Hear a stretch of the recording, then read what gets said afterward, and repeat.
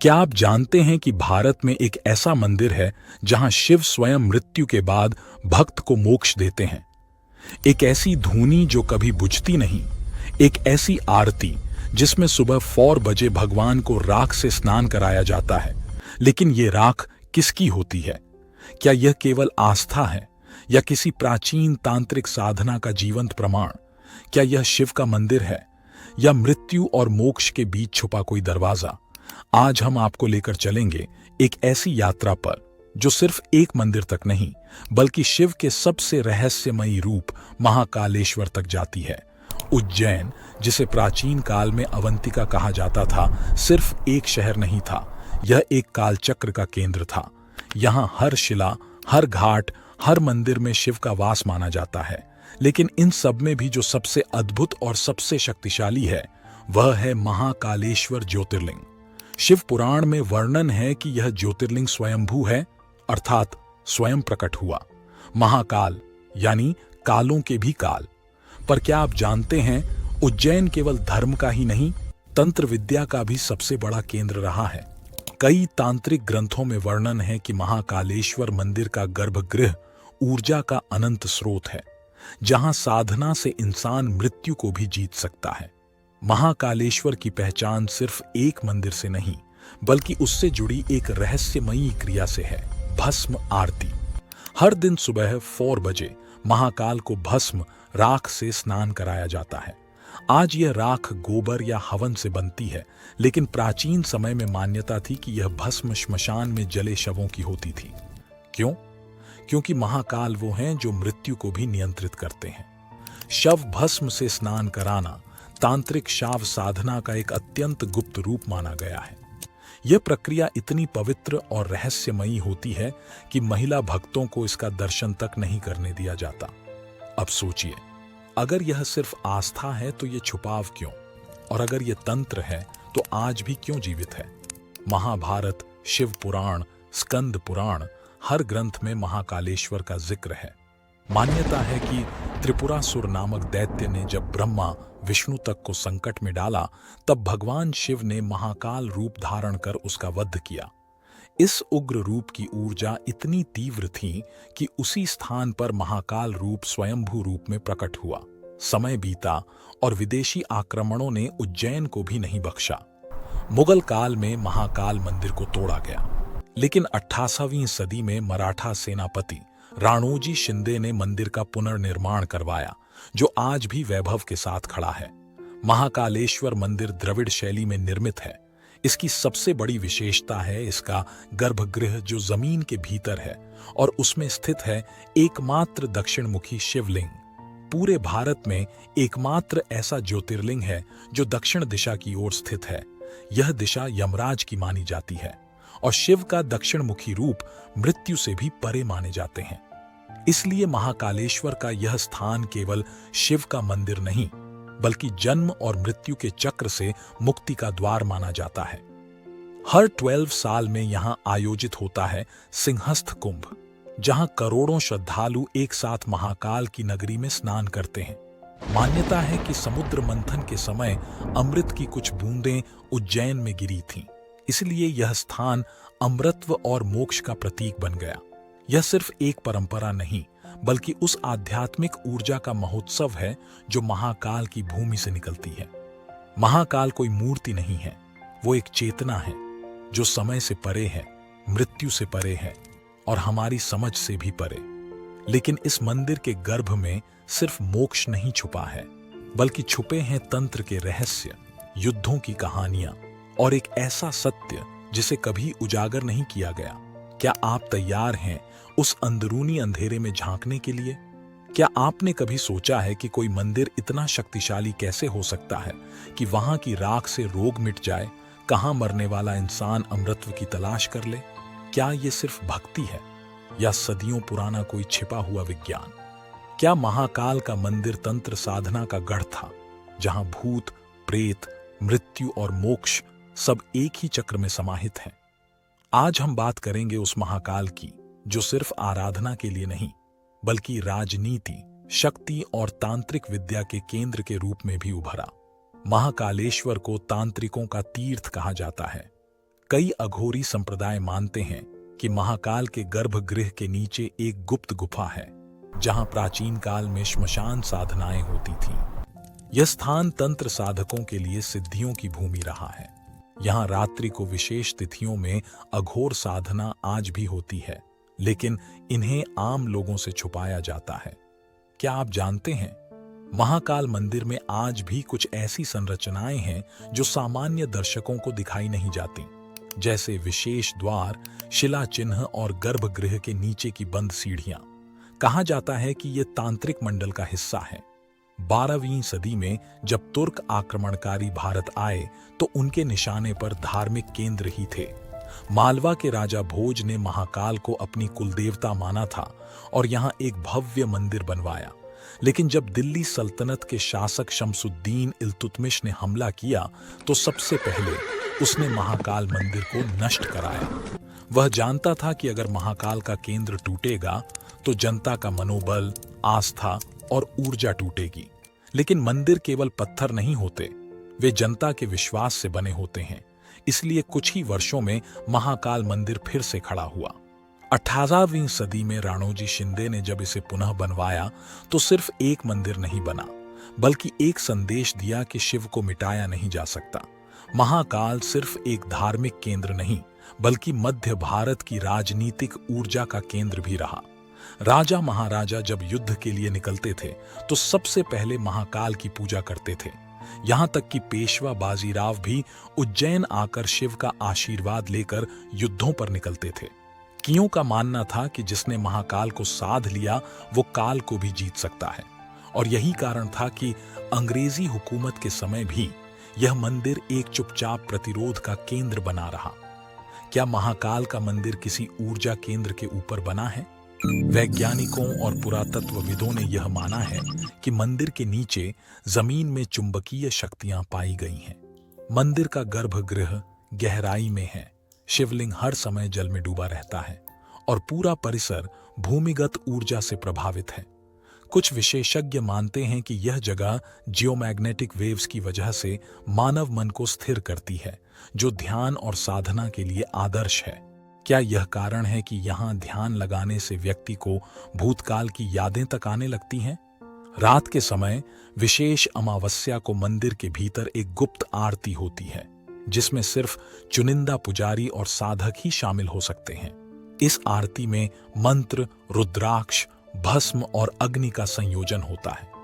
यह साधना इतनी शक्तिशाली मानी जाती है कि कहा जाता है इस साधना को देखने मात्र से आम इंसान का मानसिक संतुलन बिगड़ सकता है, और यही कारण है कि मंदिर के कुछ हिस्सों को आम जनता से पूरी तरह बंद कर दिया गया है।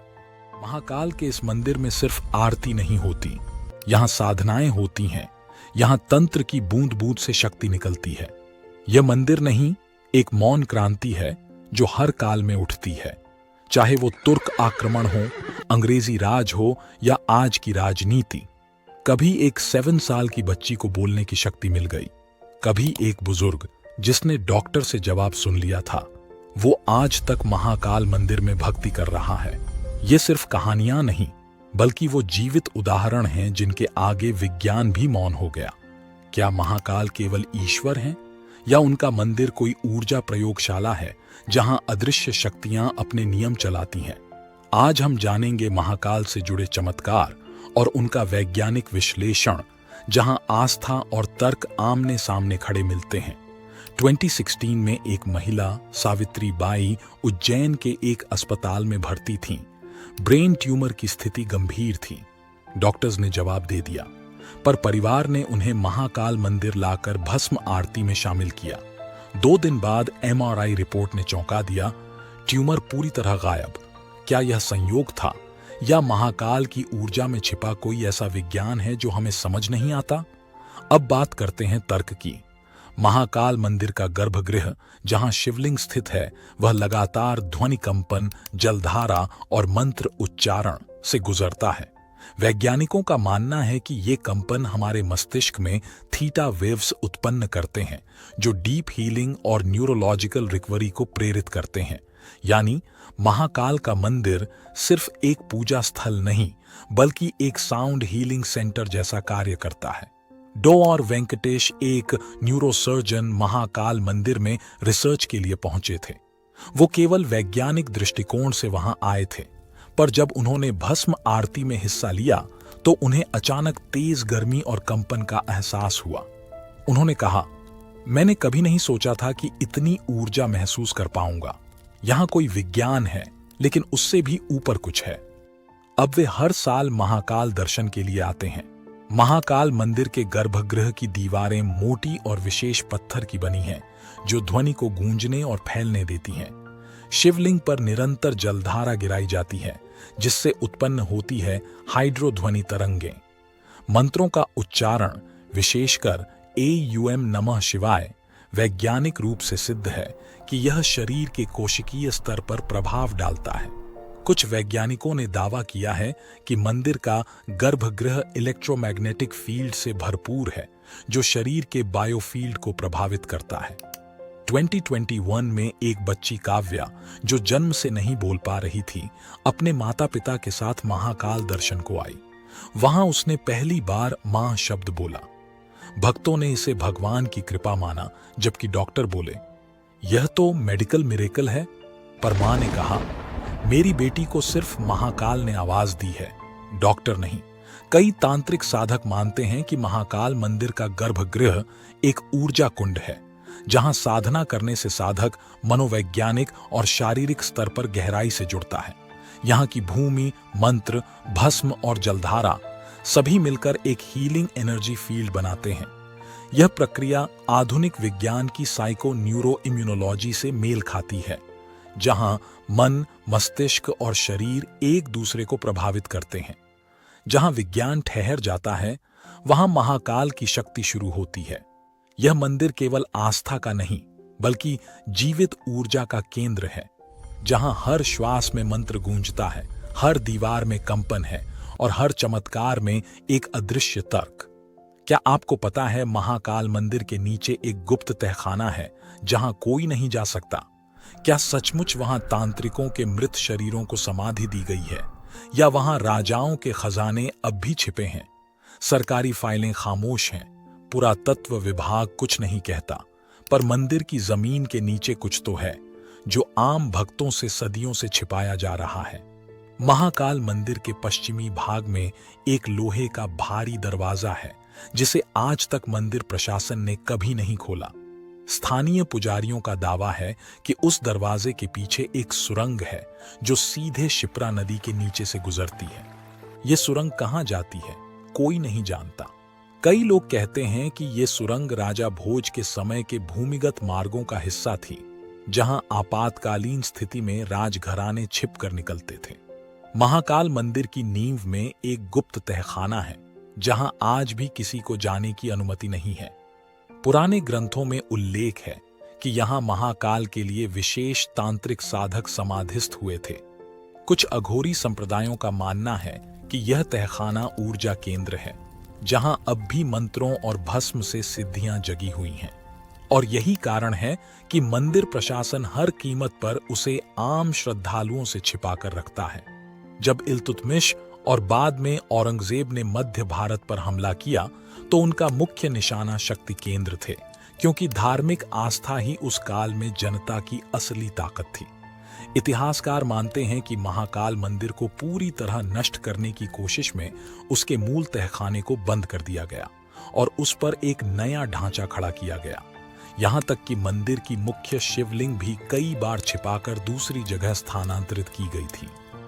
2012 में जब ASI archaeological survey of India ने मंदिर परिसर में भूमिगत स्कैनिंग की, तो जमीन के नीचे खाली गुहाएं, दीवारों के बीच सुरंगें और गुमनाम मार्ग पाए गए, लेकिन रिपोर्ट कभी सार्वजनिक नहीं हुई। जब एक RTI फाइल की गई, तो जवाब आया, यह जानकारी सुरक्षा कारणों से साझा नहीं की जा सकती। क्यों? क्या वहां ऐसा कुछ है जो देश की जनता को जानने से बचाया जा रहा है? मंदिर के दक्षिणी भाग में कुछ पुराने पत्थरों की दीवारें हैं, जिन पर आज भी ताले लगे हैं, लेकिन उनकी चाबी किसी के पास नहीं। इन दीवारों के पीछे क्या है?